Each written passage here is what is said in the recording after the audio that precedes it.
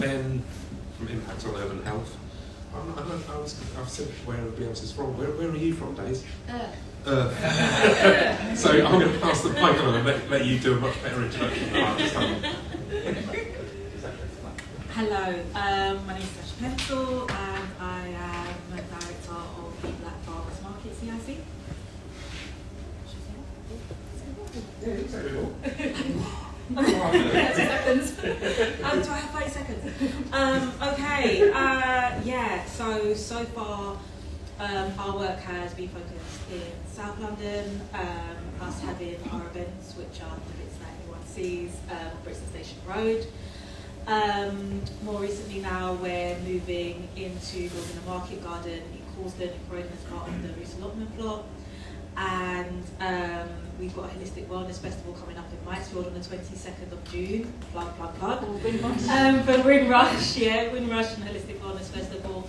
Our focus is about just trying to get more Black people into growing their own food, so agriculture, horticulture, health and wellness as well, all round.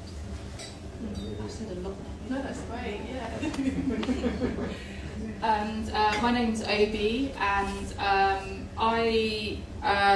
my journey in life has been quite a ride, and I've done various community and creative roles, and I started off being a service designer, so redesigning public services with some of my design skills and creativity.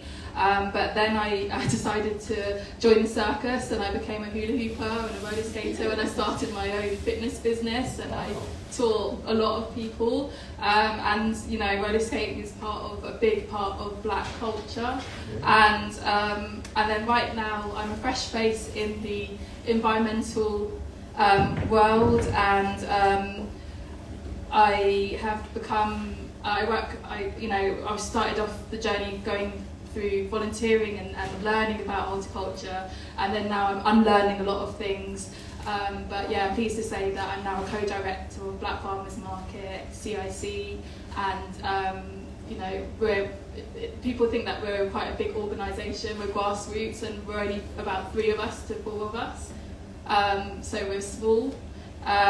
But yeah, I also work for a community garden that a guy has turned his council house into a community space, and has built a lot of natural buildings and done a lot of social work, all from his council house, and is providing access for marginalised people. But yeah, I've very much decided that from illness and the pandemic, it's definitely this path of reconnecting to my roots and to nature has inspired me to give back to the world in this way. Amazing introduction. My work is so interesting. I'm Lucy, and I'm a freelance creative producer, but I mainly work at the moment with an organisation called Invisible Dust. And we're an art science organisation, which means that we provide a platform for artists and scientists to collaborate on enabling the artist to create an artwork responding to pressing environmental issues. Obviously, we have a long list of those. So the idea that both artists and scientists are sort of storytellers and explorers in their own way, and that coming together of minds can lead to a work of art that gets people emotionally invested, or at least stops them in their tracks in an issue like air pollution, which I'll briefly go on to talk about, in a way that the science alone cannot. Indeed, the science alone can be so overwhelming that you just completely lose people, or it's too dry for them to care about.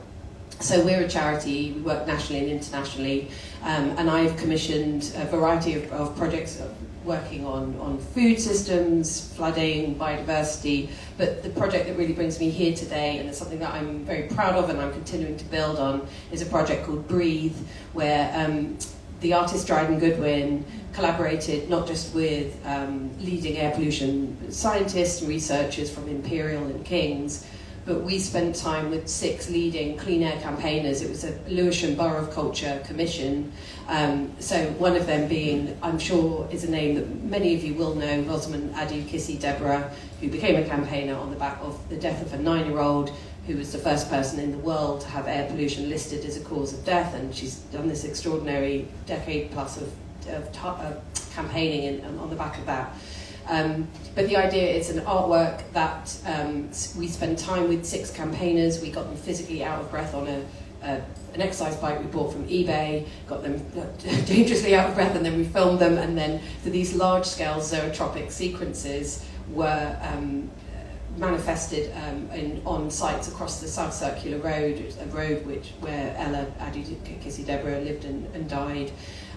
So it was quite an exciting artwork because it provided a platform for the campaigners, but we worked with, I as a producer worked very hard to get people on board, people like TfL, Network Rail, Lewisham Council, so that we could have a canvas for the artwork which is far away from galleries, and it had a much greater audience, and I think greater meaning because it was presented within the context of the problem, which was choking traffic on the South Circular Road. It was a time for us to spend a lot of time with campaigners like Rosamond and other fantastic campaigners like Choked Up, who do great work, were doing great work across Lewisham, as part of brilliant creative interventions. It's the idea that we don't, as to quote Rosamond, we don't all breathe the same air, and the difference, the difference of being able to afford a house 200 metres apart is different. Can have a massive difference on your long-term health impacts. Obviously, we all breathe bad air in London, but it is clearly along economic lines where people live. So Breathe is something that I'm looking to tour to cities, potentially Belfast, potentially Pakistan, and look at this sort of growing artwork that is not just an artwork, but it is a space for working with all of the bodies and agencies that actually impact air pollution. So it is an artwork, but it is very much a very active artwork that brings people together. So and I'm very happy to be here. Thank you. Hi everyone, I'm Ben. I'm from Impact on Urban Health. We're part of Guy's and St Thomas's Foundation, so we're a funder, we're an independent funder connected to Guy's and St Thomas's hospitals, but independent of them. And we have an endowment which is spent on funding and working with partners. I work in our programme which is focused on the health effects of air pollution, and through that we're focused on promoting health equity within the boroughs of Lambeth and Southwark, with the connection that we've got to the 2 hospital trusts. And within the programme we do a range of different things. We're funding partners that are working in the community and working with the community to try and build awareness and then build agency and power within communities on air pollution. We work with businesses to work with them to push them to do more, but also to platform the businesses that are doing good work to tackle air pollution. And we work with policy makers as well to try and influence policy change and try to make the policy making that they're doing more equitable. Bit of background, I've been involved in the kind of environmental space for a fair while, and involved in the community energy space up in, for my sins, North London, because I do actually live up in North London. So sorry about that, but I hope you'll welcome me into South London for this evening. Thank you.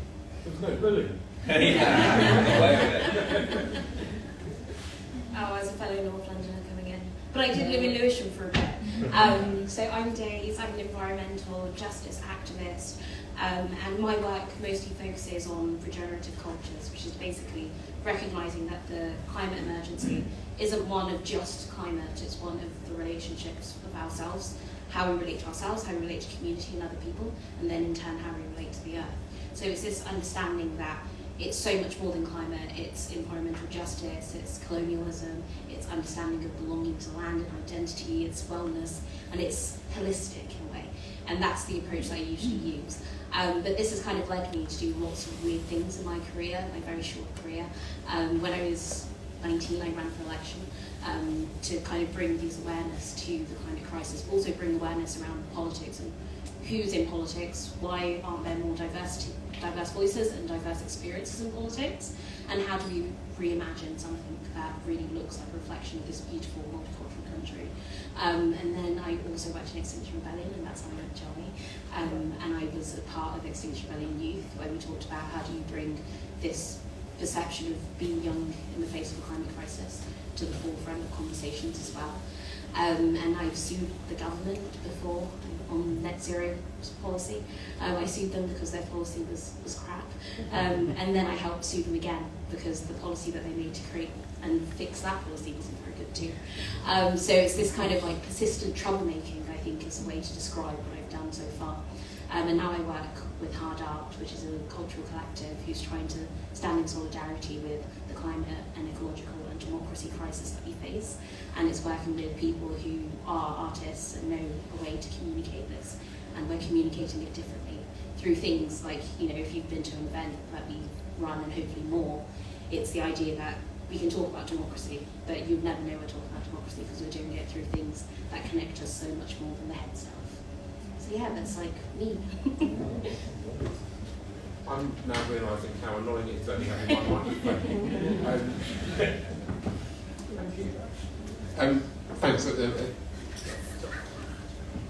Thanks for doing those introductions. Amazing sort of breadth of kind of experience and perspective. I just wanted to mention the South Circular, Lucy, and that was the sort of the inspiration for doing this tonight. And we're doing a late on the 31st of May here as well. Was when we first started talking to the gallery, we were like, this is amazing that you've kind of like invited us to do something, because you're like super flash and well posh. This is like the world's first purpose-built public art gallery. And Dulwich is like, there's always, we're from Brixton, right? And it's quite amazing that Dulwich Village is like right next door. It's like really confusing. But you're like totally posh, but you're also on the South Circular, and you can't have an art show that's about a black response or reflection or interaction on landscape without as sort of part of the context for why we're doing this. But that exercise that we just did, you'd kind of think, I would think, if you were like sort of going, so if you did that sort of exercise at a thing like this, which is about sort of maybe air pollution in the context of like a kind of black art show on landscape, which, let's face it, is super woke. I was expecting more laughs. You'd think everybody would be at that end of the scale, and it's not. And so we're living in a world often where everything is quite binary. We expect to be, if you're not on, you're either on this side or that. And we all know that the reality of that is like slightly different. And I just wanted to start with a really kind of open question on like wondering if like you can kind of reflect on that related to the kind of work that you're doing. So I don't know if anyone wants to like kind of immediately. I'm going to hand the mic to you because you're closest. Well, just like reflect on the fact that the issues, the big issues of our time, are presented as being really binary. They're either for or against, and the reality is that it's more complicated than that. And how does that manifest in the work that you do at Black Farmers Market?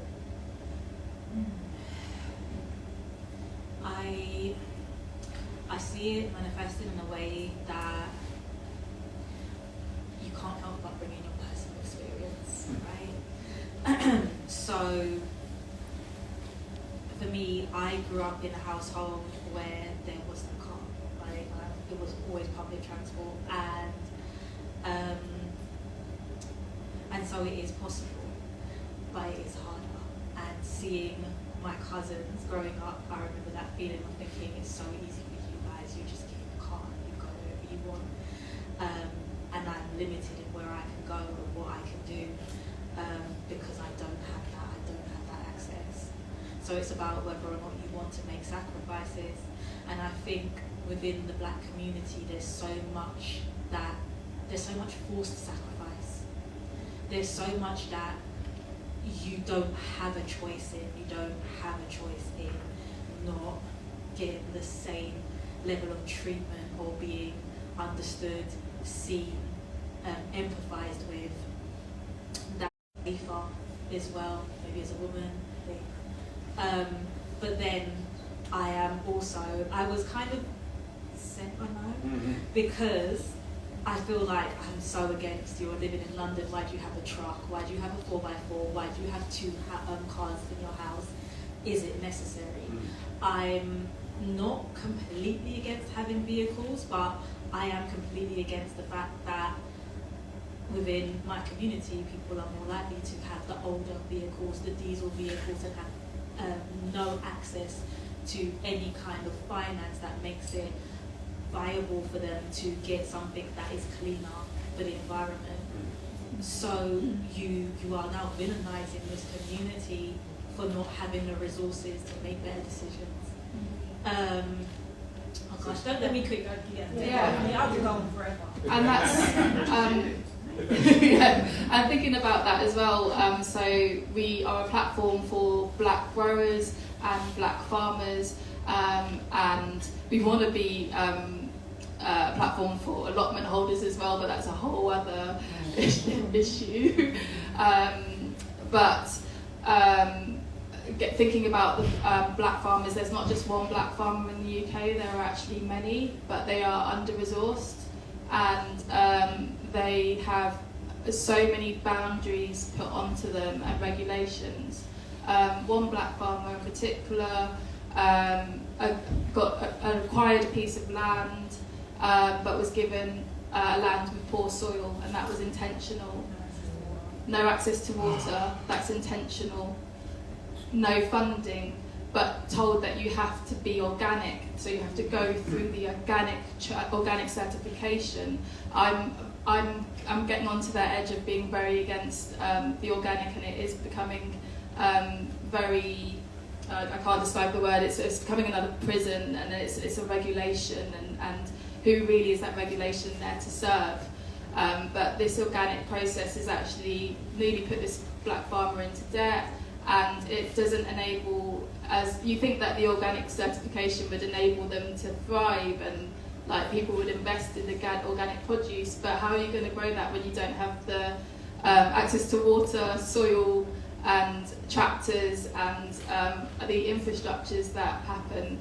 And constantly within, we see this within systems, the individualism and the capitalism always is dominant, and it's a disease, and it's cycling through down to the food that we eat and how we can grow it. And a lot of the farmers that we work with are trying to sell, but they sell at car boot sales and alternative spaces, when actually we should be in the shops, and we should be having platforms, and we should be having markets.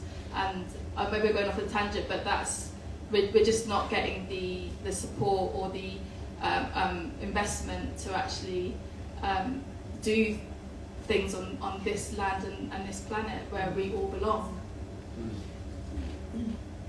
Yeah, I guess you're both speaking to the idea that within there are these sort of blunt hammer things you should just not drive, or organic is good, and what isn't being represented is the nuance of within that. So, I mean, from my perspective, I feel like I say the word culture war like 5 times a day at the moment, and that in itself can be a blunt hammer, sort of saying, they're just wrong, it's a culture war, a bit like, when we were talking earlier about that. But we definitely do live in this binary, binarized culture. And of course, the product of binarizing, that's not the right word, but binarizing cultures is that it breaks down solidarity, doesn't it? Mm-hmm. So that is the nature. Culture wars break society down, and they prohibit solidarity. Mm-hmm. So it is all about the nuance of, well, what are the islands of shared, communal understanding, and it is a lot more complicated than that. And where the intersectional arguments come in, it's all of that nuance, like, organic is good, but actually what does that actually mean in real terms? and there's a sort of moral superiority sort of to that concept of, oh well, not driving is a moral good thing to do, or buying organic is, again there's a sort of, the culture is being morally led by these sort of standards that put us in one camp or the other. So I guess, as it relates to my work, it is trying to meet people where they are, which is, again, it's perhaps a cliched, overused thing, but it's the work we do is to because it completely disables us from coming together and changing things, and then understanding there is definitely nuance and things that have to change, but we need to have a space to hear that. Just before you pass the mic to Ben, that's really interesting. So we've moved from really swiftly, and I was hoping that you said, sorry if this is a tangent, not a tangent at all, because these things they're all related, right? And we could have had we could have lined up on an organic line, and again expected everything be organic, and think we'd all be on that end of the spectrum. And Lucy, you just talked about the binary, and what all three of you have said. There's a bigger picture, and so I'm going to be really unfair there, because you're representing an institution who has access to resources, has enormous experience of the boroughs of Lambeth and Southwark. So what does a setup like yours do in response to the nuance and the kind of complicated, entangled problem that we've been talking about, when we've only been talking about car-related air pollution and the difficulty of growing food? But that doesn't even really scratch the surface, does it? No, yeah. And well, I think I'll probably respond through the lens of the work we've done on air pollution, but I don't necessarily think the principles of that. Yeah. I think they hopefully apply. I guess this first point is quite specific to air pollution, though, which is that actually it probably does apply across as well, which is that with the topic of air pollution, we know that those who are contributing least to it are those that are most affected. We know that those that are most affected are least involved in the conversations about the solutions, the policy solutions and technological solutions. And we know that those that are most affected are also most impacted by other determinants of health, be it insecure housing, insecure work, structural racism. And within South London, those groups, really we're talking about black communities in South London. In other areas of London it might be other communities or ethnicities, but in South London that's the group that I'm specifically speaking about there. In terms of what we try to do, certainly don't have all the answers by any stretch, but I think some of the core to the work we've been trying to do in the programme, I'm free to as well, and you can speak better to this than me, but I'll give it a go, is around going to where the community is at really, and particularly in South London, going to black communities around South London to start with understanding their experience, going to where they're at and the issues that are important to them, going through the steps of kind of building awareness and understanding how air pollution, because I guess the constraint we do have is we're a fund to focus on health, we're a fund to focus on air pollution, so the work we fund, we've got charitable objects, we have to be able to bring it back, but it's kind of for us to think about how can we make those connections to real people's real lives that also enable us to hit back to what we've got to do as a charity. So it's going to where people are at, building awareness, and then giving that, I think, kind of that freedom and flexibility to kind of set the agenda of what comes next, to tackle air pollution and being open-minded as a funder to where that can go, giving options and opportunities to look at things in different ways. And I think we've seen that arts and culture, community research, activism, and engaging with local kind of cultural organisations are all there's lots of different routes in here. If you actually give the community the awareness and the information, then they'll find a way to make it connect to themselves and their community. That will then lead to, I think, the long-term deep work that's needed to build a movement that's kind of collective and that can not just then maybe campaign or advocate on air pollution, but on other things too, like group. For example, connecting back to housing and damp and mould and how that affects your health conditions in relation to asthma and so on and so forth. So there's options to then kind of bridge and build bridge the gaps and kind of build from there.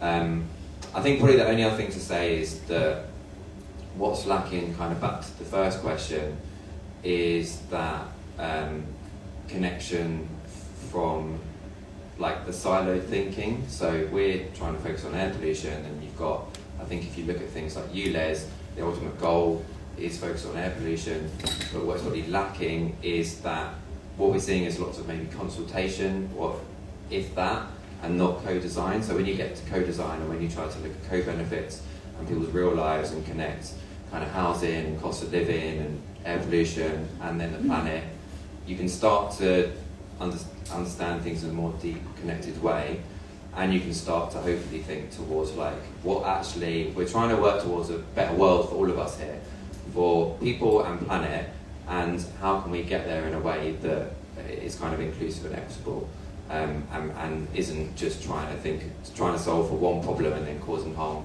in all these other ways. Absolutely. The benefit of being the last person in the queue is that you've got lots of time to think, but that's absolutely a curse, isn't it? So if you, well, I think it's rounding up what it's really said. Like, I came into environment not because, like, I do love nature, don't get me wrong, but like that wasn't my first step into it. My first step into it was going, like, living in London, having health issues, moving outside of London, suddenly gone, and I was told I grew out of it. Coming back to London and finding out that I had all those health issues, like, really came up again when I was 16, because I lived next to an incinerator. And it was like this kind of like epic finding out at 16 that trash was being burned less than a mile away from my house, and then finding out the fact that this isn't something that isn't just like it just happened, it's because it was highly targeted against black and brown communities and working class communities.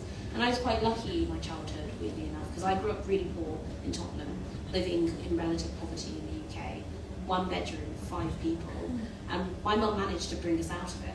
And I saw the way that my life changed, or where I had access to going to Lincolnshire, where I grew up mostly. And it's just even the fact that I moved from Tottenham to Lincolnshire actually has improved my health, like my health in general, and then also has lengthened my life expectancy, which is crazy. You know, so it's that kind of like intersectional thinking of how I recognise how my identity gave me so many different options of what I could do with my life, what my life really was, and the quality of my life was. And then now my work is how do I make sure that other people who are in situations like where my family was don't have to ever do that again. And this is the last generation that that kind of stuff is okay and is allowed and just happens and people just get on with it. You know, and I think there is something to be said about when we look at the climate crisis. This is why I do through a relational lens, because we've learned to use and abuse one another. We've seen it throughout history, wars, colonialism, everything. We've learned to use and abuse the land. We see this through, you know, issues of soil degradation, where it's so like we just take, we don't think about giving back, and then we're left with these problems. But we also have to recognise that in this interrelational issue, the environment is like the overarching thing that makes us have to grapple with it.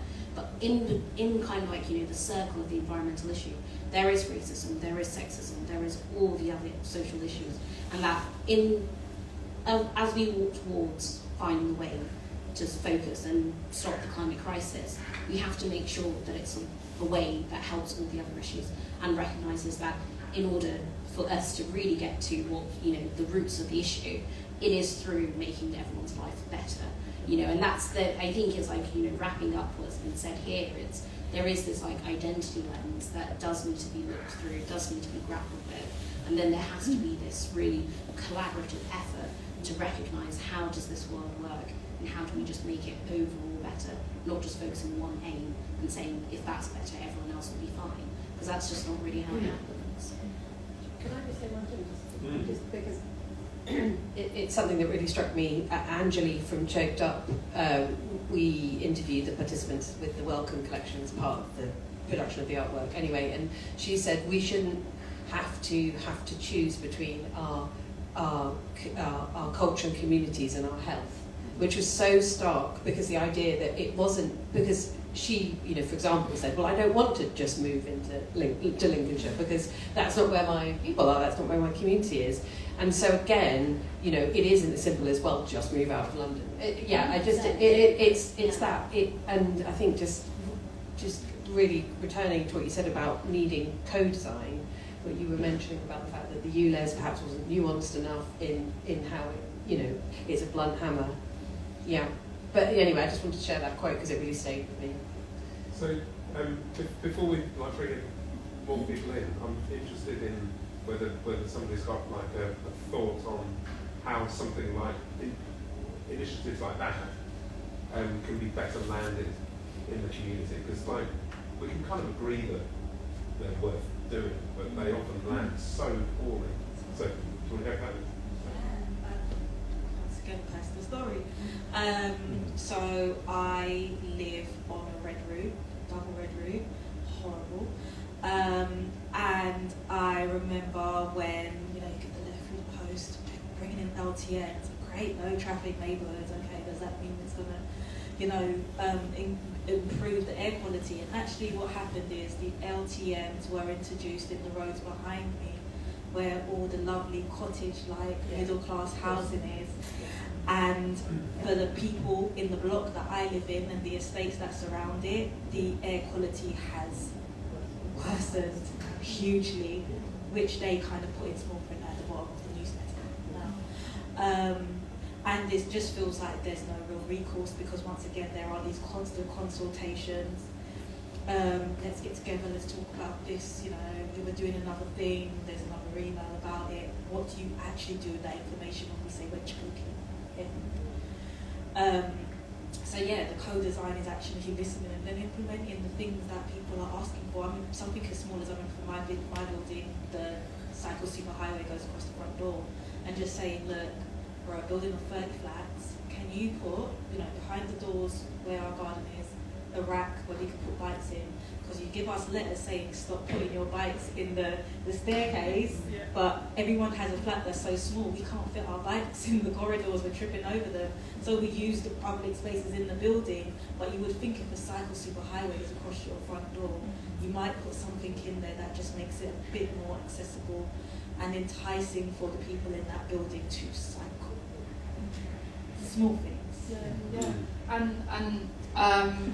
So we do a lot of work in Lambeth, and in particular, the car fine situation, Lambeth Council are making an absolute killing with fining people, and are making thousands and thousands from actually fining the community, from going down actually roads that were our community roads that have community schools on, and or space, actually not even schools, actually alternative spaces, youth clubs, and I'm talking like Marcus Lipton and Big Kid and etc. And these are the alternative education spaces that we need in our community.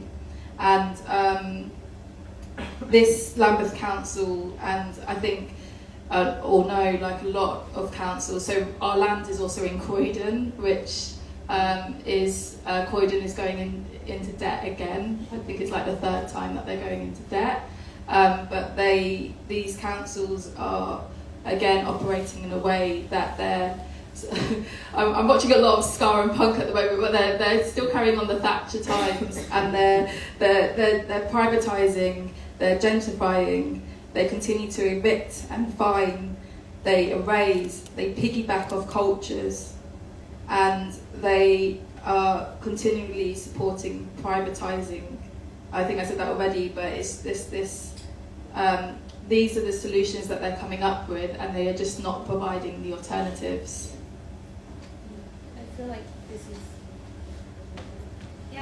is where the justice element of environmental justice really kicks in, because that's why I should love you, that's right. But then my mum in the North Circular, she lives on the first road where Eunice heads, and I've seen what it's done to my neighbourhood. I've seen the fact that one of my neighbours, she literally can't really leave her house because she's an old lady and she can't afford to change her car. And this is where this element of when it comes to thinking about the environment, we have to think of it through this intersectional lens, because there's no way that we can pretend that the environment isn't shaped by the people we are, the people that live there. So there is this kind of need for better policy making, and policy making that isn't just based on consultations where they say we consulted and they've not actually done anything from that consultation. You know, they should be using this as an example and a way to bring this kind of like understanding of different identities, how this policy will affect them, and then further improving it, not just leaving it as we've done the consultation and here's the policy and have it whether you like it or not. I think that's a, I mean, perhaps if you wanted to say that, I was just wondering whether that's a good jumping off point to bring the rest of the room in, because we've kind of, there's a knotty problem, isn't there? There's the stuff that we know we need to do is difficult to do, and it sometimes pisses us off. You know, it's like, I wouldn't have gone down William Hill's this afternoon and gone, right, okay, we've got like 3 amazing young black female revolutionaries in the room, and they're not going to be fans of LTNs, right? It's complicated. So I'm just wondering what everybody else thinks, and whether we can like sort of get a bit more of a conversation going with the rest of the room. If anybody wants to kind of contribute, I'll walk around with the mic. You don't have to. You can see this lot can talk for ages. Anyone? Right. Hey, just a small point that you can't have LTN without buying traffic neighbourhoods. Yeah. So it just creates Mm. in other places. I mean, I think at its heart it's an asymmetry about the people that have the time to influence these things and the people that don't. And so LTNs are led by middle class people, say from IE Dulwich, who have the time to be vocal, and then it will always, or you know, the use of space in the what happens to space in the urban sector, that often it's the space that's closer to black and brown communities that's used for waste dumps and for damaging environmental practices. So at its heart, I'm just kind of repeating what we're saying, but it's about an asymmetry of power, about the involvement in those, in that design, isn't it? Yeah. I think, agree, and I think what we spoke about it earlier about the kind of public transport, for example, like if you're wanted, because the ultimate goals of LTNs is to try to reduce car use in a general sense and pollution in and around an area, but if you've got to be providing alternatives to people if you're going to be taking away the access to cars, so it needs to come alongside public transport, it needs to come alongside cycle storage, but like it's all well and good saying those things. Again, it needs to like work for the community that are there, and the community that live there obviously know their community and how they're travelling around that area best. And so I think you need to be, as we've said, bringing the community into the conversation, and then like properly resourcing these solutions such that there's enough alternatives that mean that the policy is actually going to work and it's going to be equitable and so on. But also, like you said, there's only so much, you know, if you get 20% lower in one area, it'll be 80% more in the other. The bottom line is, no matter what you think, we have to move away from a private car culture. It you know, that's self-evident, you know, and no, not just moving to electric vehicles, because the carbon imprint of those is actually enormous. It is about a massive cultural shift about the way we move around cities, particularly. Okay, if anyone wants to make a point, just like raise a hand on, and do you, Olivia, and then you begin. Thank you. So I really appreciate all that you guys have to say on the panel. Clearly you all have very different experiences, and you all bring some kind of difference. So the question I have essentially is, it's really important to get communities involved, but how do you reach out to them in a way that is productive and you really engage those people who have the voices that you need to outreach? Say, for example, the Brixton Project. We obviously do a lot of community-based events and such. Is it just the work of non-profit organisations to get in touch with people like yourself? Thank you. Should we take two? Chuck them up there. Saves me running around. Thanks, Olivia. Thanks to a long-term colleague, even though she's still quite young. I just wanted to sort of pose to you, what is the support to adapt? Because yes, there is the conversation, and we're very good, or we're getting better at having the conversation with lots of people and opening that up.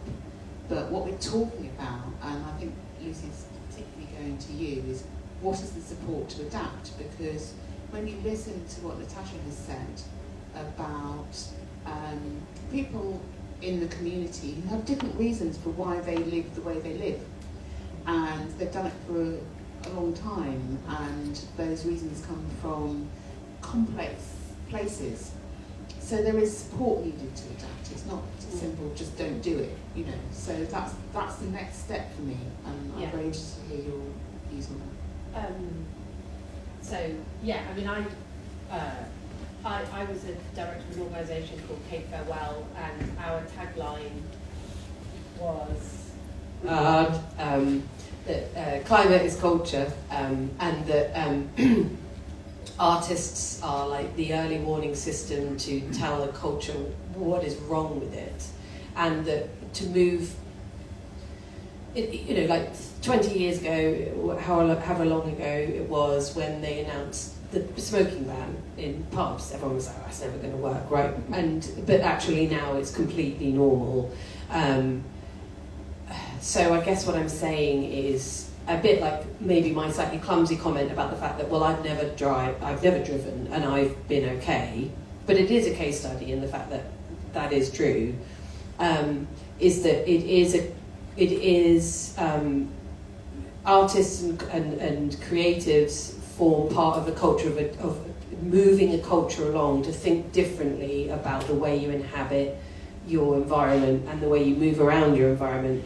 And indeed, if the pandemic, I think, was terrible, but also great, and it made us realise we maybe don't have to do the commute so much. It did change things. So, and also sort of to answer both your questions, involved community work is all about conversations. Breathe spent time with these different amazing campaigner groups, and we listened to their stories, and that was part of their work with the artists, and they got kind of monumental. They became monumentalized in this artwork, but part of that was the conversation and listening to their stories. I guess what I'm saying is feeling that you need to drive a car everywhere is a cultural issue. It's, as you mentioned, Ollie, is it? No? Yeah. Yes, about the fact that we are bombarded by car adverts all the time, and the sort of car is a metaphor for success and freedom, and again, it's a cultural issue. And so I think that you can do the important things, which is vitally improving the public transport infrastructure, absolutely, making it more reliable, making it cheaper, all those things. And to be fair, I think City Khan's doing a pretty good job, but there's more to go. But we are just talking about London. It is very different outside of it. But I do believe it's a cultural shift, an evolution that takes place over time when something becomes normalised and you start to realise, oh, I can do those things. I don't need to drive. And my strong disclaimer on all of this is that certain people literally will need to always have access to a private vehicle, and people in certain, like a man in a van. I mean, how can a man be a man in a van without a van? Things like that. But I guess it's a bit of a woolly response, but I think the cultural shifts are possible, and it takes artists and creatives to create dialogue around that, and people are talking about it, and then that paradigm shift is possible. I'm just interested in the sort of the relationship between the two questions, because there was a question about support, and also, is it just the role of the not-for-profit, if I'm remembering your question right, so is it just like community organisations and not-for-profits who, and I think it sort of conflating those two questions, there's a feeling that, the artist can do the artist thing, the community can do the community thing, but ultimately, we're like, worst just shouting into a void. And how does that translate into if we're right, let's say that we are, and we all believe that we are, otherwise we wouldn't be doing this. I mean, no one's doing this for the pension, right? How does that translate into actual change? Yeah, well, I'll just say one thing on it, because we're doing this project about Breathe as a methodology that's working to actively influence policy change, both generating public support for policy, but also public understanding of the what policy is, right? So like there's this sort of overall tension that people within the clean air sort of space experience, which is it's kind of self-evident that most people are pro clean air, but they aren't getting people to be genuinely pro clean air policy is where it gets tricky. So a policy that's genuinely responsive, I mean, so that's where it comes. So we're trying to understand what are the routes by which policy is made, and we're running a workshop with UCL Public Policy Department in a couple of months about this. Like, what exactly are the channels for change, and what does that look like? And definitely some more meaningful co-design or community consultation has to come in, because yes, it is for the charities, and I mean, Visible Dust is a charity. What the institutions are doing are bringing in a meaningful way the conversation from the communities, but I'm sure more to see. Yeah, no, I think to try to connect the two, what that's making me think about is power, and both in the sense of kind of for the solutions and for the action that's needed is going to come from the community, and it's about reaching the community leaders who have the power by the very fact that they're connected with the community and all of the people that reside within it, understand them, have the trust of them, and so on and so forth. And then I think from there, what then becomes really important, so it's not just a conversation that sits but doesn't lead to action, is that I guess there's two sides to that. So on the one hand, it's about having those who do hold power and keep it to themselves to be in the room, and then to be able to have the kind of values that mean that they're actually going to listen and that the action's going to happen. I don't really feel particularly necessarily confident that that's something that we're going to see in a really transformative way anytime soon. But like, if there are pockets of it, it's like worth trying to push for those and like draw the examples out and show them, and so on. And then I think it's about just like giving people power, and as a funder, like giving people money to be able to like have the space not just to be consulted, but to be able to co-design and then to be able to deliver what they've designed, rather than like asking people for information, extracting it, and then just taking it away and not actually giving people the power to like deliver upon it. Okay, so let's picking up on that. So a question for you, Dave, is let's hypothetically think that Ben is about to give you lots of money. What would you do with it? Yeah, I think this is where the kind of fundamentals of democracy comes in, and I know it's kind of weird to talk about democracy when we're living in like a dystopia of democracy, right? It's true, because it's like the whole idea is the artists set the culture, the people will pick up the culture and mend the culture to fit themselves, then they tell their elected official what they would like, and then the elected official goes to government and go and get it, and that's like how it should work. It's not quite how it works, right? And that's what we're kind of picking up on in this conversation. And in my own journey, what I've realised is it does have to come from the community. And I know that's like the worst thing ever, because it's like the community should be funded to do this work, but a lot of the time it isn't, and I do recognise that. But we are the only people who really vouch for ourselves. And there is something about that, and it's about learning how does the system work in order to understand how to hack the system. And that's kind of been my kind of like theory of change in the way I've done my work. It's like, I've done stuff like, I learned how to write policy myself through Googling, and I have written policy before. I've worked on policy around the Mayor of London and the Green Belt. I had to lobby them to even think about it. And then once we got in the room, we started writing it together with the communities who were holding space around how to redesign a green belt, how to use it as a carbon sequester, how to use it for community engagement. So there is that kind of responsibility, but there's also something in that about finding our agency as community members, of recognising we are the person who is in charge, and our politicians should be the people reflecting what we would like. And once we kind of feel like we have the right to think that way, the right to act that way, everything that we do would kind of push it towards that, and hopefully we start to see change in the way that politics is happening. I don't know if I would hold on to that, but then there's also the part where we were talking about earlier about if we want something, we just kind of have to create it ourselves. And I know that's so horrible, but it's true. Okay, but that's what you guys are doing, right? 100%. That farmers market, because it's not We're not rich girls. But you also didn't do this because you really wanted to start a farmer's market, right? Is that right? Am I? Yeah, you're right. Sorry. Yeah. I mean, obviously you don't want to like kind of give away your trade secrets. Yeah, so I had a condiments business. In fact, that's why I started driving. I had boxes of glass jars filled with sauce that it just, trying to get it from A to B in a shopping trolley couldn't fit enough for a market stall, and then the taxis became too expensive, and I got a car, which, I mean, if you see it now as well, it's covered in a bush. I don't actually use it too much because I live on the red route.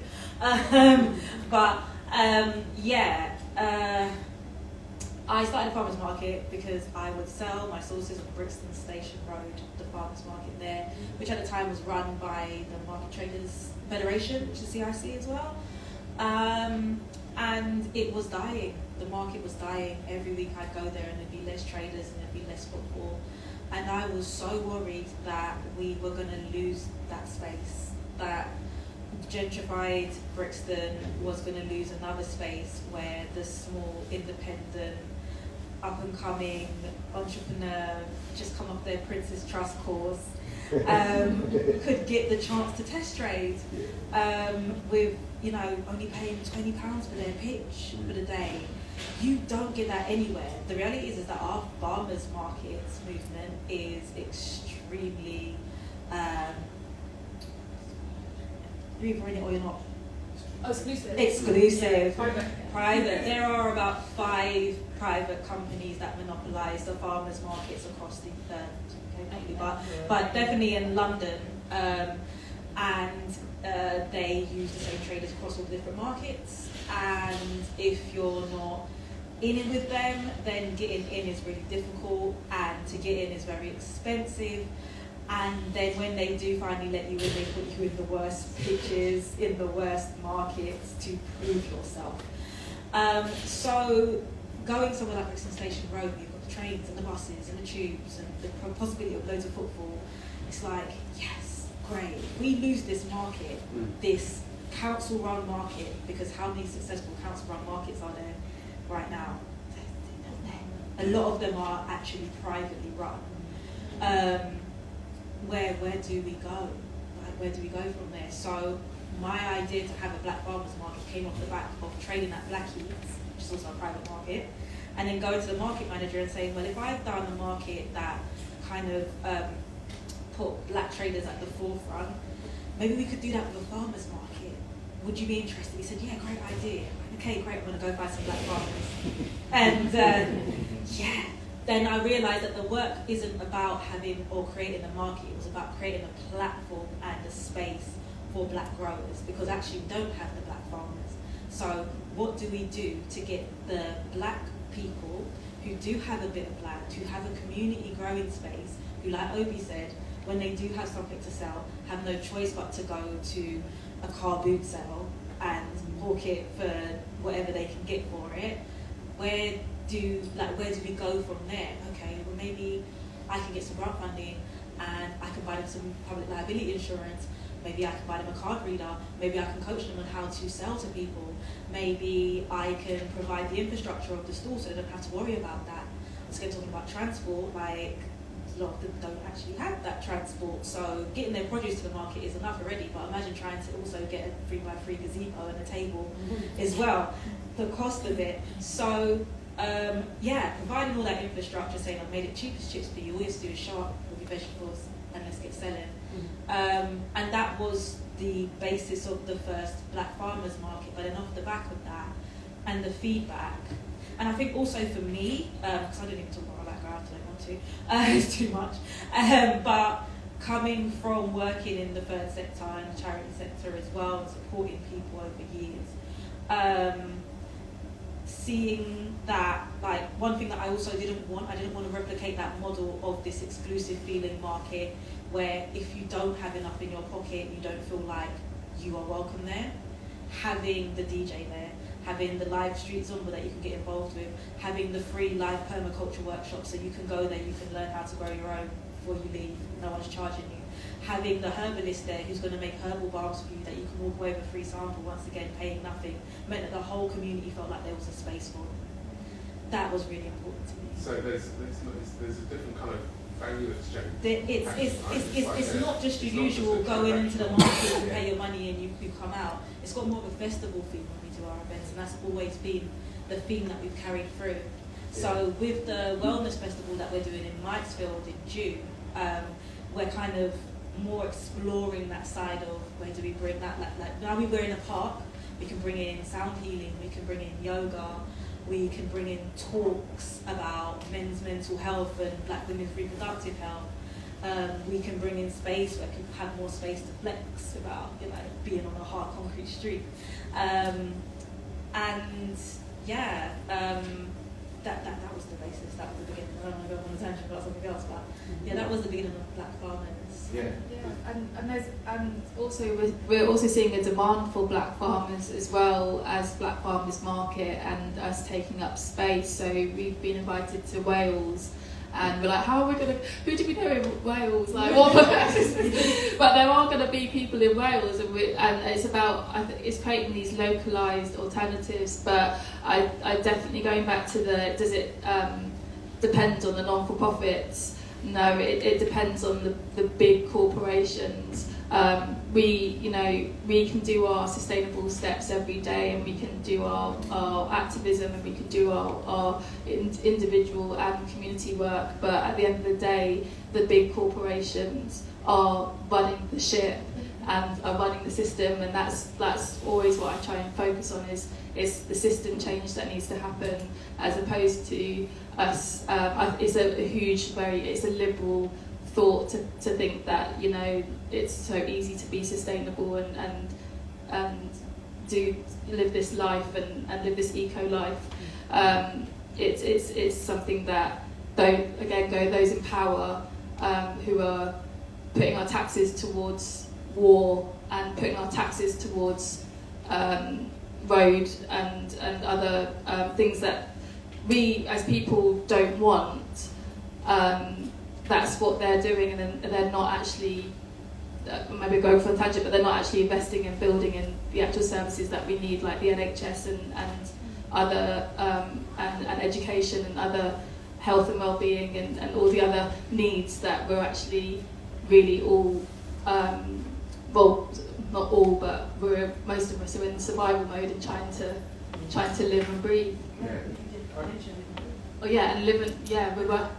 Yeah, so with Impact on Urban Health, who fund Live and Breathe by an incredible creative black man artist called Sega, is doing incredible creative campaigning and bringing on partners who are doing I've got music in my head, but like reparations and creativity is important, and it's part of our roots and culture, and doing activism and campaigning, but with a playing to our strengths and playing to our creativity, and going back to how I was saying about like roller skating and showing alternative modes of travel and doing alternative types of events and engagement.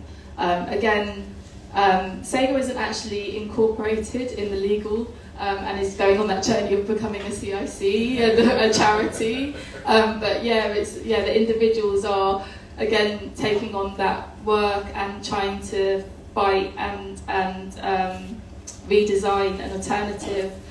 So we're really excited to be in partnership with Live and Breathe, and we'll be doing some combined work over this year and hopefully create those. What I often talk about is legacy building and creating access and affordability wherever we can, and just doing it. Sega's absolute keeper, isn't it? Yeah. Just checking in with room, any hands for anybody that wants to contribute? Just to say, my niece works in Swansea in council, very community minded in our family, and they have to do a lot of work with local councils about changing things into allotments to make growing happen. So I'm going to give you the name and Excellent. of Swansea area. But this connection between people can help.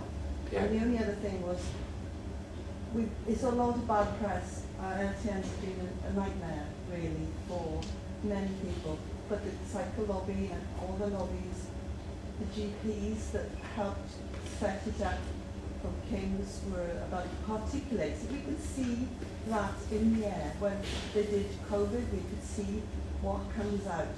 If you could see it, and I saw it from this doctor at Kings, which was part of the trying to use film to engage with the community.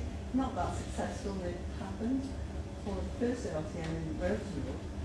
It's about making things visible. So thanks for sharing all your wonderful projects with us tonight. Yeah, I think that's definitely something that art can do, isn't it? It can make the make invisible the visible. film But I've got a slightly different question, and there's a brilliant segue, Marion, because I wanted to go to Wales. So now, at the risk of oversimplifying things, I would hazard a guess that the Welsh farming community doesn't look like you two, right? And I've got a question for Days, because what can people that look like me learn from people that look like you? And so what can we learn from the black community's experience? What would you say? What can we learn? I think, to be honest, there's so much you can learn. Good food, nice music, dance, so much out there.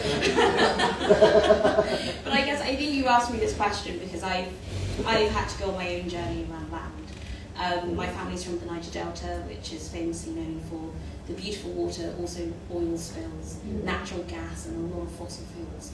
And that's where I came from and landed in England.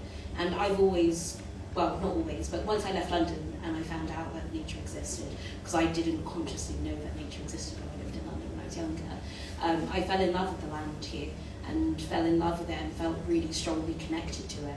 And then I started to have to grapple with this weird feeling inside of me that I knew that I was here because of colonisation. I knew that I was here because of the economic struggles in my homeland that has been caused by this kind of like weird historical event. And then I started looking into the understanding of land through the British lens, and started learning about the Celts and magic and folklore and witchcraft and all of these things. And then I kind of came to this conclusion that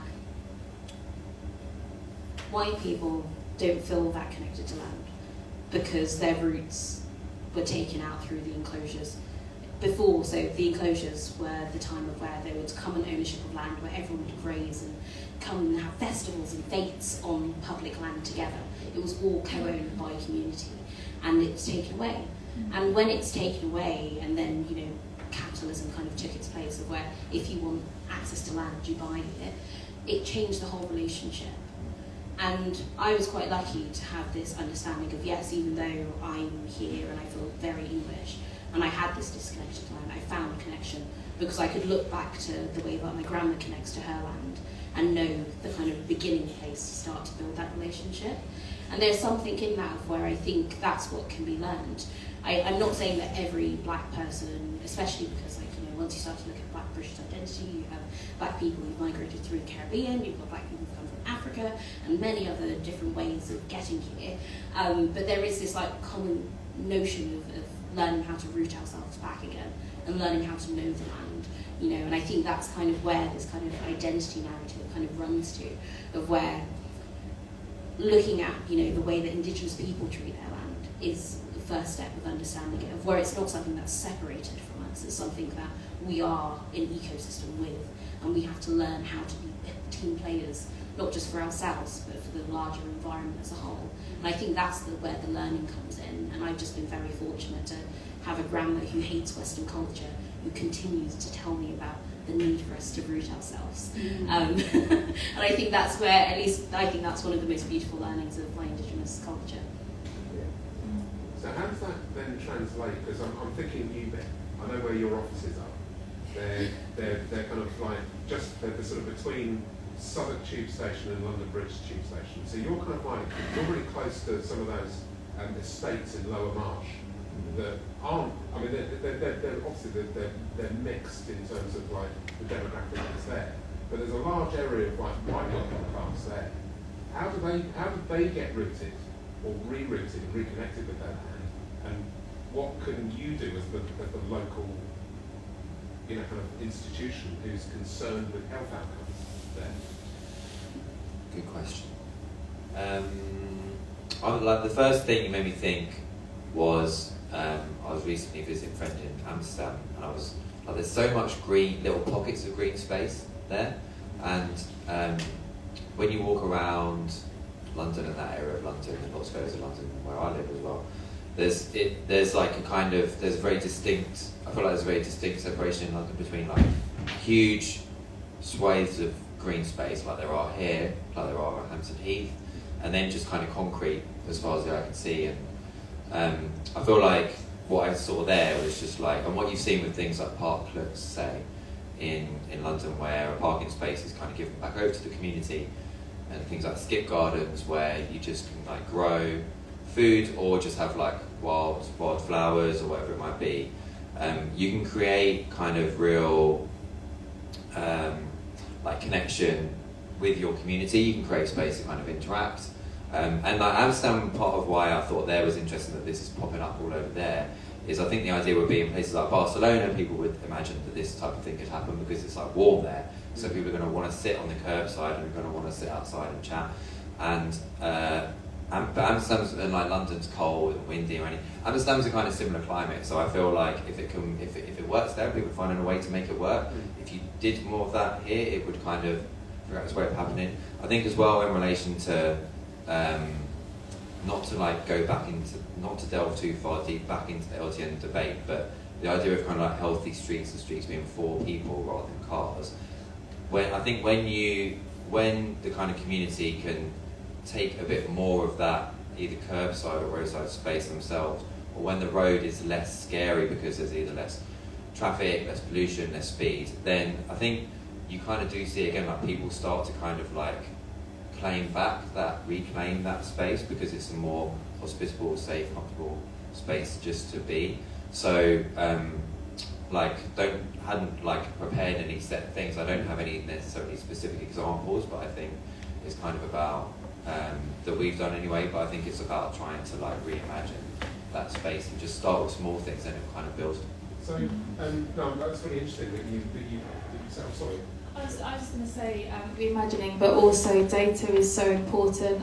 So there's a right to grow policy campaign by another CIC called Incredible Edible Lambeth, and it's the policy is just wanting to get more data on what from the council what land is actually free to use by council estates and by people who are in social housing, and that's like the first stage because this data is so hidden, and the deals of land are private and inherited down and down and down to the same mainly man, and so yeah, we need to have a full picture of what is accessible to us first, so that we can start to grab it, take it back. Totally. I just want to add one thing, which is quite a lot of research around the fact that talking about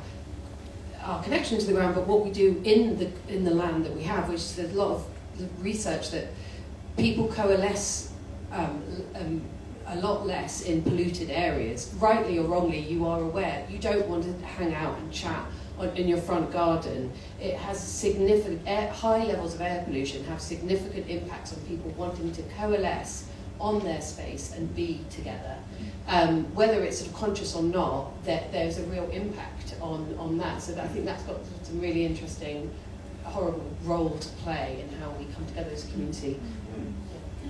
Can I just, sorry, did I Yeah, go on, and then Vicky, I'll see you.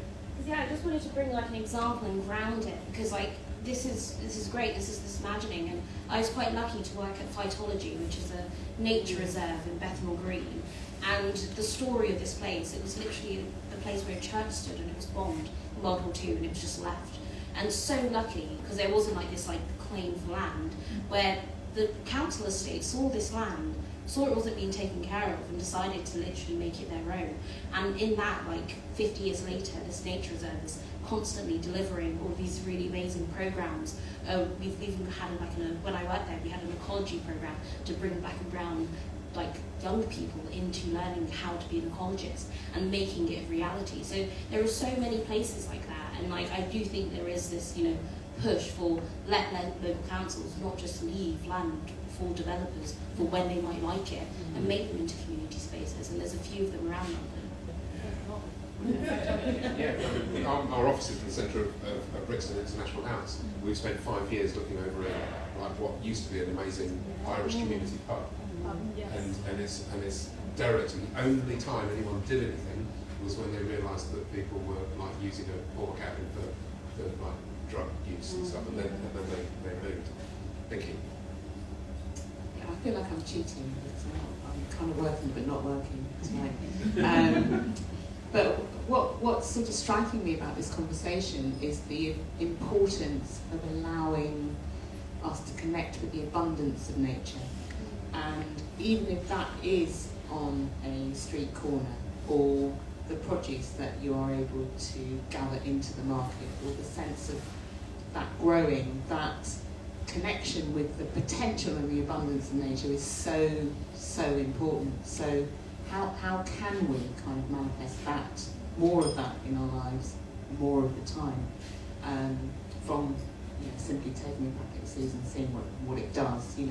It can be that simple, I think, for us all to kind of get started with that. Yeah, we're going to talk about it. So the reason why Charlie looked at me is because I had that weird childhood where I lived in Lincolnshire, came back to London, felt totally disconnected from nature for the first time since knowing that nature was a thing that I could interact with, and then I found out about foraging, and it changed my life. And literally, it's like the fact that at the time I was living at my mum's house in Edmonton, not that much green space, but I could go outside and learn about trees, and there's literal food everywhere in London, which is the maddest thing. And I learned about all the edible plants, medicinal plants, all of this, and started foraging for it. And it's this kind of way of building a relationship with nature that isn't dependent on trying to find land and trying to see if we can make that happen. It's that kind of grassroots way, and that's what I love the most about it. It's figuring out how do we connect with the abundance. It's literally because a cherry tree hasn't even been tended to and it's still producing cherries. And New Cross, where I used to live, there's just a whole load of cherry trees, and I remember picking them and people looking at me kind of funny till I gave them it, and then they were like, oh my god, I didn't actually know you could pick cherries from the tree and just eat them. And that shows how disconnected we are, and we do need to connect back to this abundance. And the guerrilla gardening movement, which is just so elemental that people just rock up to the side of it on a roundabout and just do it. Yeah. And that's wonderful in itself, and it's literally just the most elemental idea that, it's the slogan of the 1968 riots in Paris was "Sous le pavé la plage," underneath the pavement, the beach, and it's just that really elemental idea that it's right there and it's ours for the taking, and it's just really powerful and simple.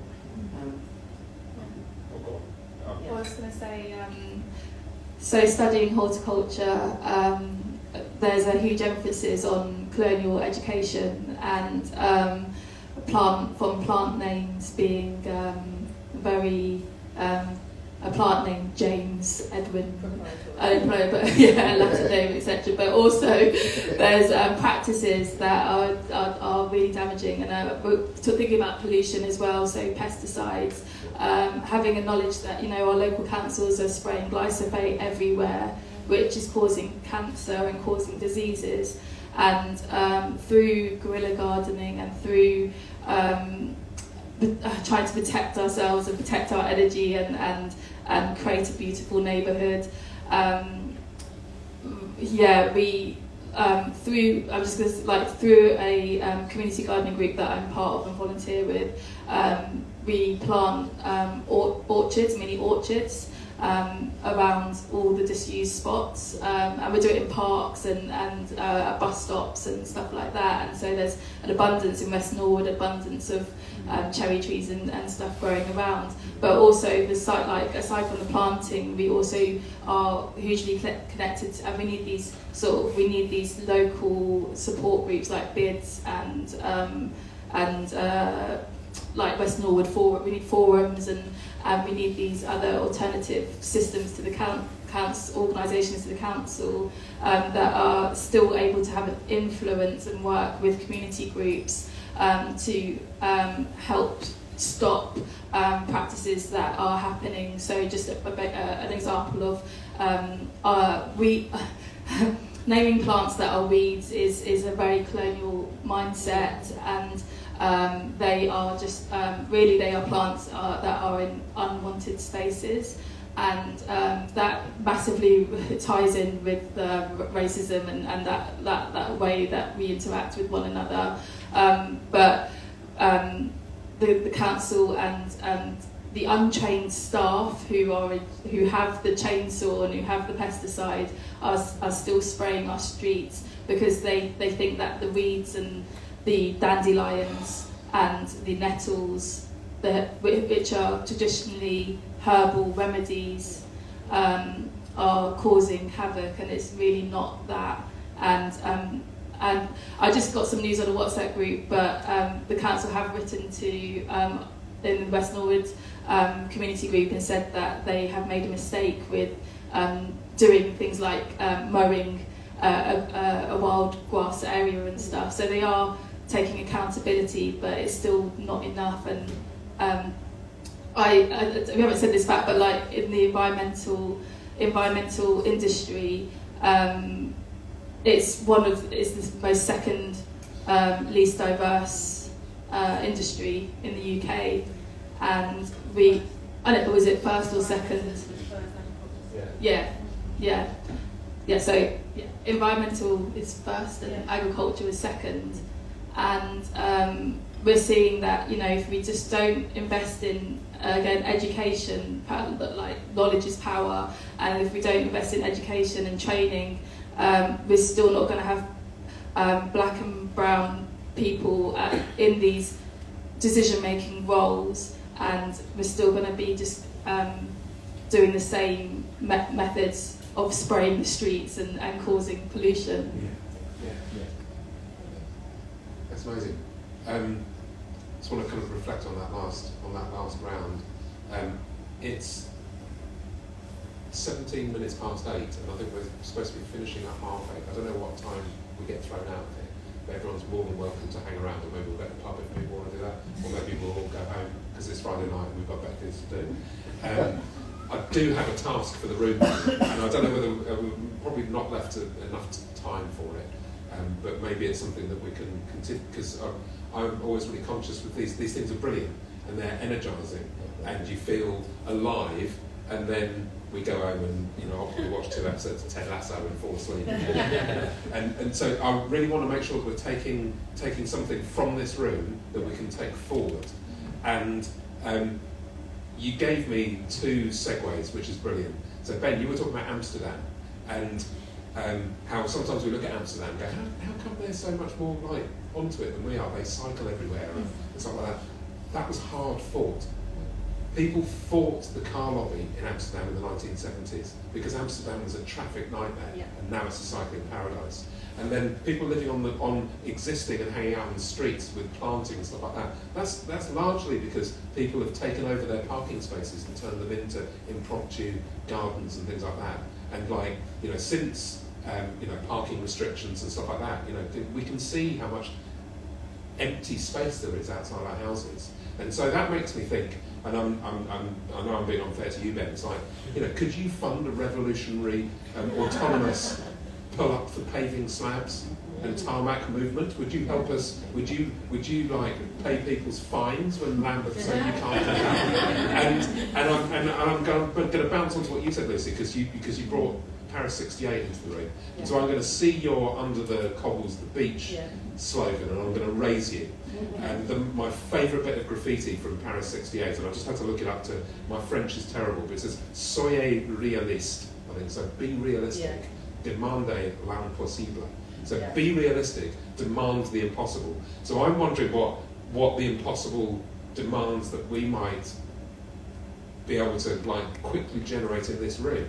Can we have like can we get a 2, 3, 4, 5 point charter about what we would like to see from our environment, from our landscape, and then maybe we can work out what we do with it and how we can work in collaboration with everybody in the room, with like, you know, Ben who knows where all the corridors of power are, and Fareed who's the real, like he knows where the money is, and then I know there's some badly behaved people in here that can probably dig up the tarmac and stuff like that. And so can we do that? Can we do that in like 10 minutes before we go to the pub? Yeah. Who wants to start?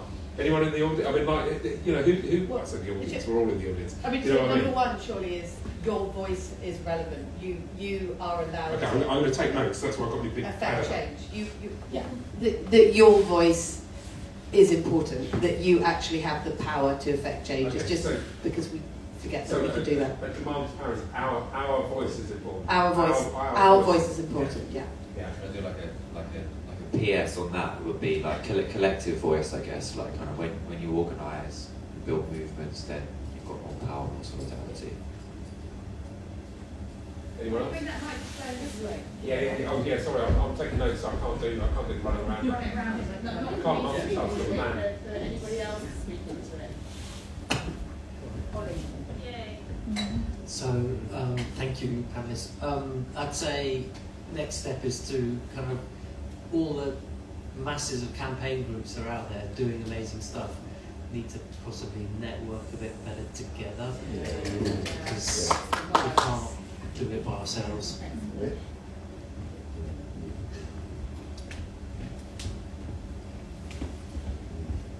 I'm also just wondering who we are demanding things. I think we should demand from, like, to ourselves, not to the people in power. Why do they have power in the first place? Okay. Well, I don't think we should come up with demand. Like I think we should just go ahead and do it, and make ourselves accountable for it. Like, we need to create that system ourselves. I think you mentioned that we can't. Like, we need to get out of that system, not just do policy. And it's like we need to destroy it altogether. And I think that should be one of those things that we do first. So yeah, I'm up for the paving thingy, and then throw the paving at whoever's not. Anybody else? Okay, I'll just sort of quick just plant a few seeds, and then also, if it's not a weed, but you can help some of the planting areas that have been down parklets, or the council have done around the traffic neighbourhoods to help clear the rubbish out of them, because if anybody just does one bit, it does make it look more like you can do more.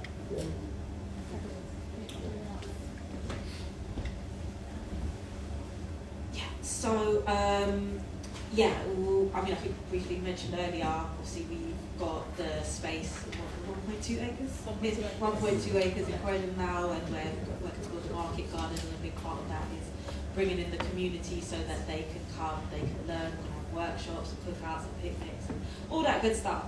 In Croydon though, and obviously more kind of targeting the Croydon community, what I want to do is what you said, kick down that fence of that space that you mentioned that you can see from the window of International. Behind Pop Brixton, just kick the fence down. Put in, not even having to dig, because that's work, and we don't know what the ground like underneath. Let's get some raised beds in there. Let's get some raised beds in there. Let's turn that into a community space. Really up for that. Excellent. Anybody else? Come on. This end of the room, very quiet.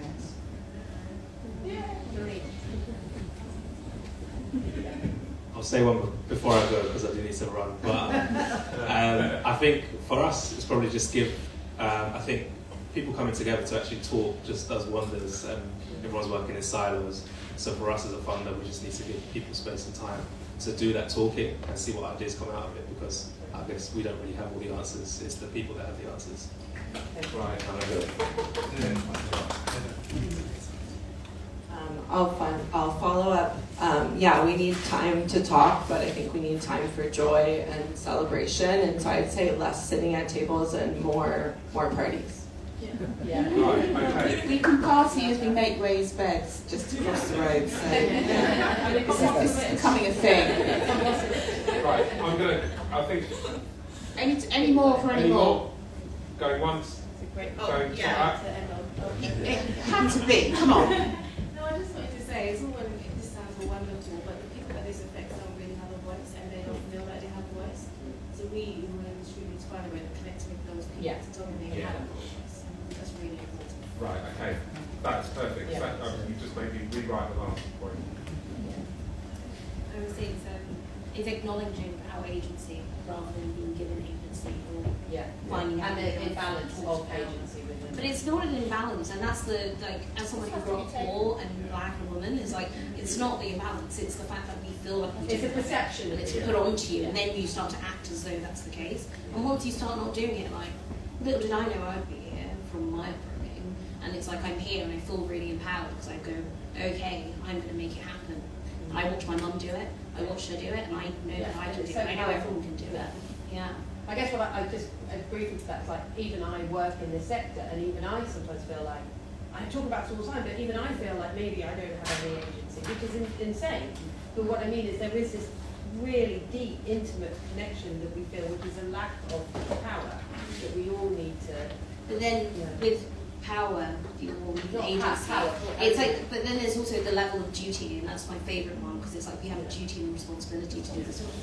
Yeah, and that makes you kind of get up out of bed even when you don't feel like it. Yeah. Right. I'm going to call it. Stop. We wanted a 5-point plan. So this is what I'm conscious that not everybody in the room has spoken.